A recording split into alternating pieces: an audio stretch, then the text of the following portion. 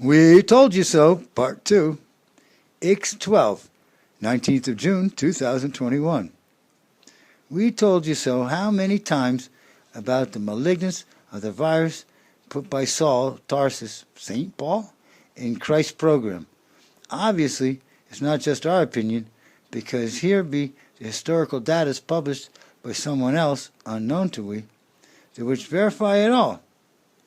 So, after your minds metabolize the data from our last card, feast your eyes once again with these. Bad news, Fleurs de Mal. Bad news for us Christians. The dog bites its tail.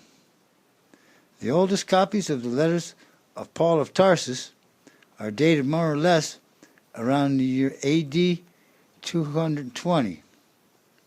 The epistles of Paul of Tarsus are dated through Acts of the Apostles between 50 and 60 CE.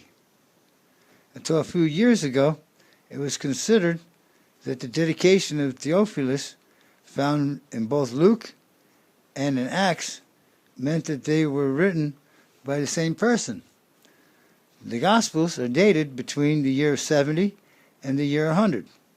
Year 70 because they were written after the destruction of the temple, and year 100 because, being the work of contemporary disciples of Jesus, they could not move too far forward in time.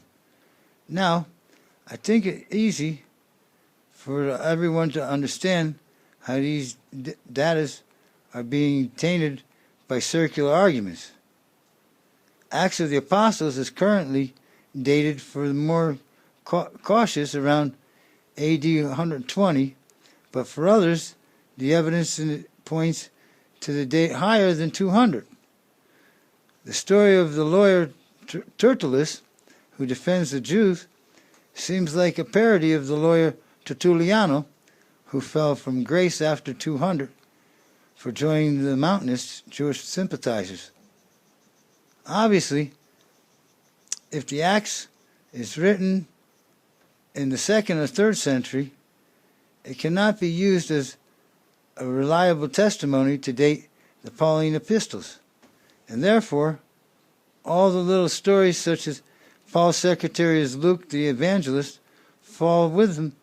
Also, the early dating of the Gospels, which among other things were not written for direct disciples of Jesus, but for anonymous authors who seemed to know neither the Jewish Bible nor Jewish language. Furthermore, there's no fragment of the 1st century to be able to date the Gospels with certainty, nor are there fragments for the Pauline epistles. The Pauline epistle also contains too elaborate a theology to be considered prior to the Gospels. As the historian Richard Carrier explains very clearly, in the 2nd century and onwards, the falsification of Christian texts suddenly explodes. Letters from Paul appear to the philosopher Seneca, a letter from Jesus in response to a letter from King Akbar, an impressive series of anonymous letters later attributed to the church fathers, such as the Pseudo-Clementines, and the anonymous letter from attributed Clement of Rome, etc., etc. So, did you understand how the Christian documents are dated? Do you understand that once the pillars that fix this literature in the 1st century have fallen, someone should have the courage to question and the established dates? Do you understand that we look at the first written Christian witnesses? We have no way of finding clear traces of quotes from the Gospels nor of Paul before 160 CE.